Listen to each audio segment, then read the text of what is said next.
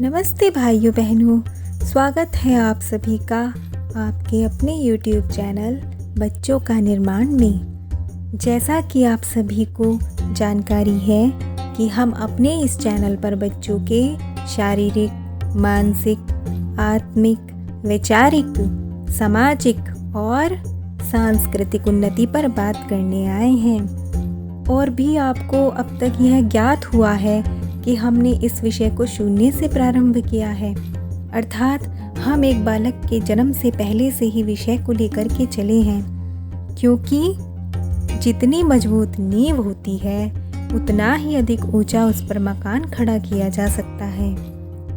तो इसलिए भाइयों बहनों, हो सके तो आप हमारे वीडियो को शेयर कर दिया करें ताकि ज़्यादातर लोगों तक पहुंच पाए। तो चलिए आज हम बात करेंगे जात कर्म संस्कार और नामकरण संस्कार के विषय में। तो अधिक न बात करते हुए सीधा विषय पर आ जाते हैं। देखिए, सीमंतोन्नयन संस्कार के बाद चौथा संस्कार जात कर्म संस्कार होता है।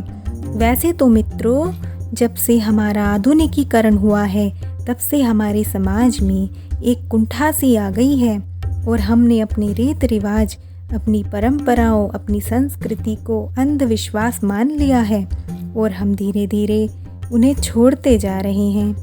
परंतु दूसरी ही तरफ विदेशियों द्वारा हमारी सभ्यता को, हमारी परंपराओं को, हमारी संस्कृति को अपनाया जा रहा है, क्योंकि वो लोग जानते हैं कि समस्त विज्ञान सनातन संस्कृति में ही विद्यमान है।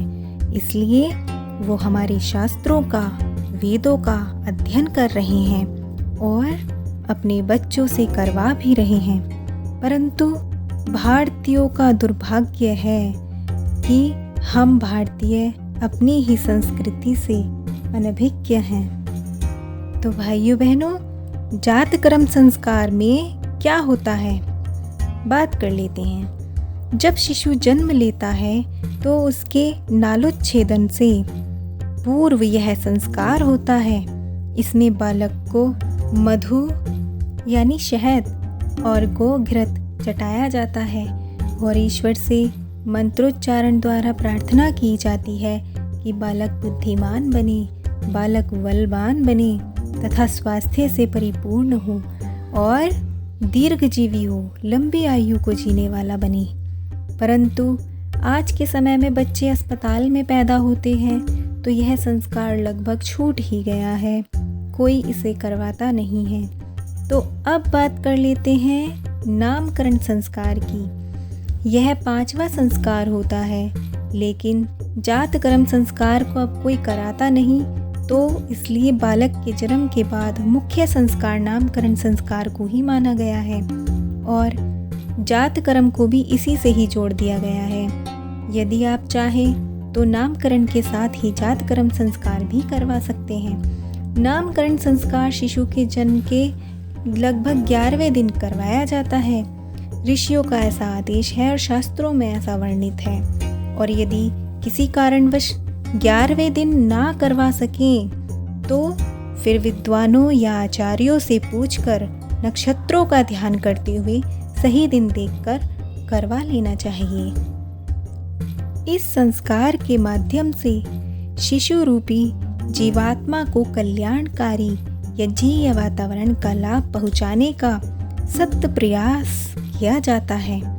जीव के पहले के जो हीन संस्कार हों उनसे मुक्त कराना और जो श्रेष्ठ संस्कार हों उनका आभार मानना अभिष्ट होता है तथा शिशु के अंदर मौलिक कल्याणकारी प्रवृत्तियों, आकांक्षाओं के स्थापन, जागरण के सूत्रों पर विचार करते हुए उनके अनुकूल वातावरण बनाना चाहिए।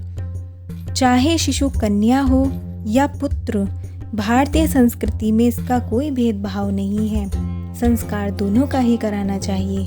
वैसे भी कहा गया है, शीलवती कन्या 10-10 पुत्रों के समान होती है।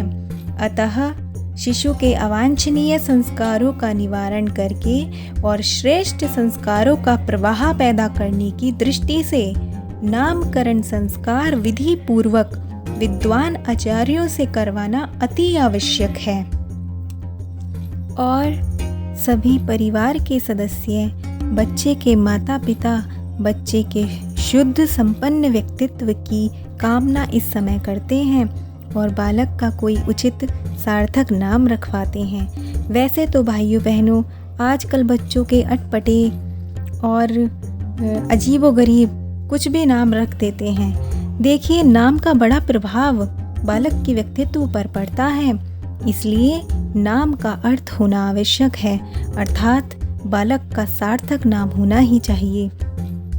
तो आज की वीडियो में इतना ही। तो मित्रों, आज का वीडियो आपको कैसा लगा कमेंट्स करके बताइए और ऐसे ही आगे और भी अधिक महत्वपूर्ण बिंदुओं पर चर्चा करेंगे। तो आप चैनल को सब्सक्राइब कर लीजिए। धन्यवाद। आप सभी का दिन शुभ हो।